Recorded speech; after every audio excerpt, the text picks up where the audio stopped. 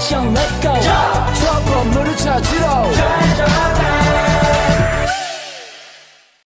Kelas A pada IP address memiliki net ID sepanjang 8 bit dan host ID sepanjang 24 bit. Byte pertama selalu 0 hingga 127 dengan total 128 network.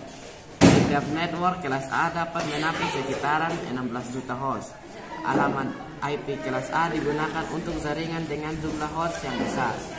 Nilai XXX dalam alamat IP berkisaran antara 0 hingga 225. Kelas B pada IP address memiliki 2 bit pertama selalu 10. Byte pertama berkisaran antara 128 hingga 191. Network ID terdiri dari 16 bit pertama, sedangkan host ID terdiri dari 16 bit sisanya. Terdapat total 65.255 network dalam kelas B. Dan setiap network dapat menampung sekitaran 65.000 host. Kelas C pada IP address memiliki 3 bit pertama selalu 110.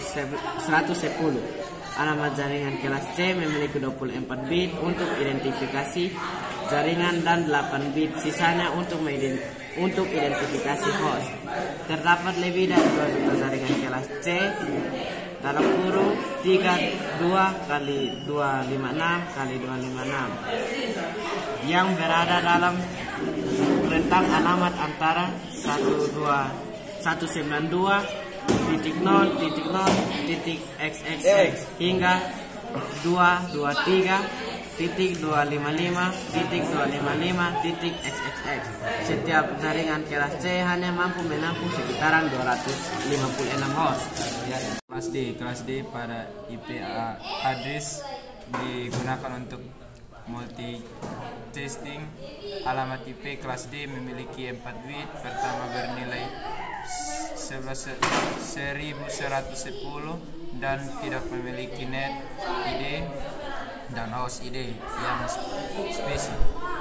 Rentang bit pertama adalah 224 sampai 247 dan bit-bit. Berikutnya ditentukan sesuai kebutuhan grup multi-testing.